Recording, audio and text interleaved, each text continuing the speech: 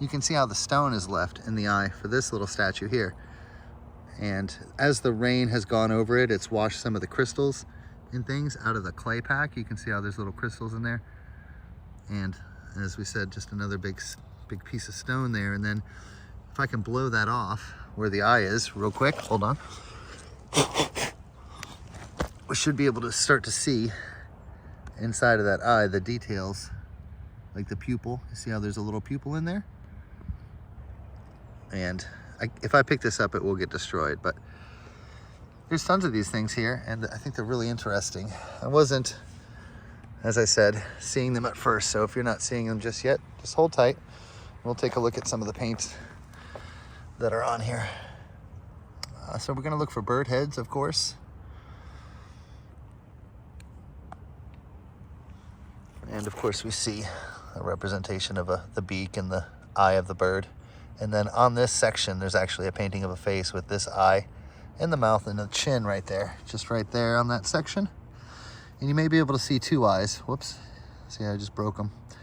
Maybe it'll see his left eye and his right eye. So it's just a little painting of a person with his little hair tuft coming up here. See how fragile these are. So at one time, these were probably all wrapped up in clay and the same stuff that's below it. And then the water washes them off and you're able to see them really well. Some of the paint on here is really good. Very pretty stuff. So we can expect to see something in the yellow there as well. But of course, just the whole bird head facing to the right. You can see with the little nostrils sticking out.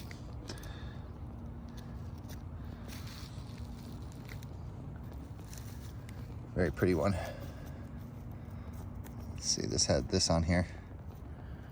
So we can see the character below, just like in the stone art. It's the same kind of style with the red eye, the nose, and then the black mouth. You can see down below. And he has this very tall headdress on that turns into an eagle. Ain't that something? That's really beautiful, guys. This is probably the last time we'll be able to see this kind of stuff. There's a black character in here. Looks like he's holding a spear up.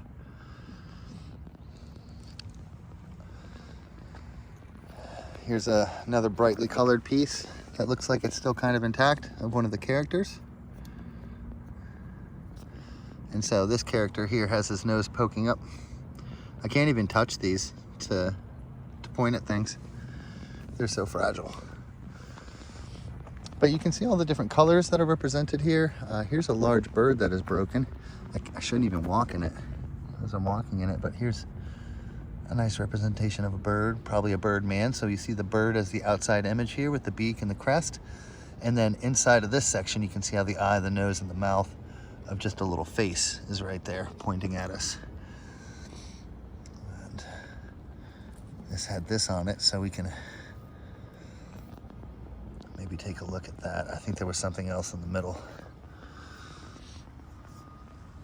Wow. So here's kind of what the clay statues just look like when they're just the regular old clay statues.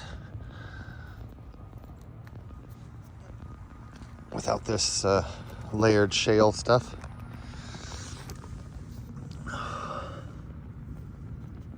Very interesting colors. Very beautiful. I could tell, you know, the reason why I took a closer look at it is I could see these same ochre colors that are on the stones. Try to find some that aren't broken up. There's a few that aren't. It's a really nice white one over here. But now that I'm in this side, I have to kind of stay over here. I can see what used to be representations of the big duck heads here. Some of the colors on this stuff, wow. Look at that pretty color. Here's kind of a nice one. Let's see if we can, I don't know if any of these are able to be flipped over or not. Not that one.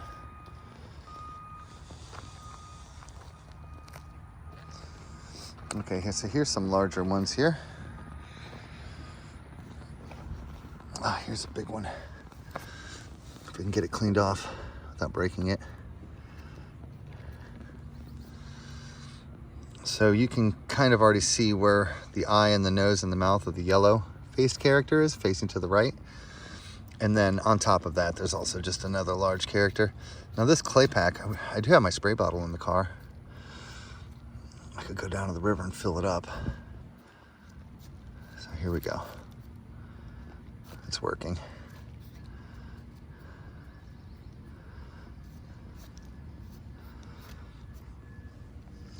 Now how much of this is broken off the front, I'm not sure. But there's more black paint under there. Amazing the way they did it. I feel like they even made it so that there were little birds like this. Oh my gosh, they were masters. Even the way the things break apart, like the way they break off, they make little birds out of them. Look at that.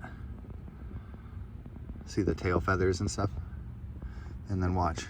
It's just gonna be a bunch of birds stacked up on each other. It's got a bird on the right and the left. Each one of these slivers is individual. Are you kidding me? What's on this, guys? Do you see the little faces? What? Each one of the slivers? I just broke this one, but it's again the same, sorry, the square-headed, square-crested bird. Look at the swirl. Sorry, to keep our focus there. See the little beak, the square beak? Oh, it's falling apart. The tail's just broken off. And then the whole, the same thing repeats with the beaks over here on the left-hand sides of the birds that are facing this way. It is amazing. See, some of these are very large chunks you can see. Wow, I'm geeking out over this, guys. This is quite incredible. Let's see what else we can see with this one here. It's got two black ends. Oh, geez. It's like a deck of cards. Look at these swirls.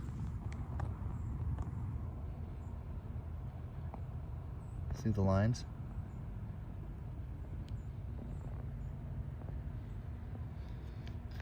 You know, people, see, I can't even touch them. I can't touch any of them. The moment I try to move them, they break. Can you believe that? That'll be the thumbnail, I think. The purple behind the black or whatever it is. Those colors are just, they're almost indescribable. It's just a little peek of the beauty of this stuff, man. Wow. All right. There's a bunch more up here. I see a really great one that we can probably end on. Take a look at some of these that are kind of destroyed and breaking up. Here's an interesting one. Looks like the eye for the bird and the beak for the bird is over here, of course, to the right. And then inside of this, we'll have the silhouette on the bottom here. I wonder how they were really into this. I really feel like every sliver, look at this. Yeah, so there's a person right here with all this headdress. Every single one of these slivers, they made into more and more. That's what this mark is. It's the slide of the headdress. Let's flip it upside down. Oh my gosh. Each one of them. See these pink markings on here? I really do feel like they made the slivers to be images as well. Like they were almost meant to break. Amazing. Let's take a look at these ones, because there's some really large ones up here that got pushed up. Oh. Looking at it just from this side, it could be an upside down bird, but I love the white to the yellow to the clay color. That purple color is amazing. Look at that. It's like a painting. It is a painting.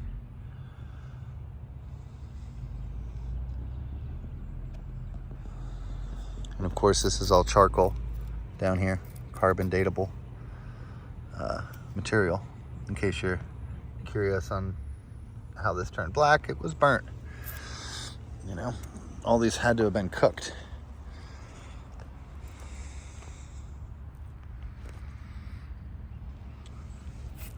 I mean, if I didn't. Wow. Very nice. All right, guys. Just a couple more here, see if we can find any more full pieces, because some of these have been really cool, but they're all broken up now, and I'll try to find some more some other time. But until then, we'll see you on the next one. All right. Thank you, guys. Bye-bye.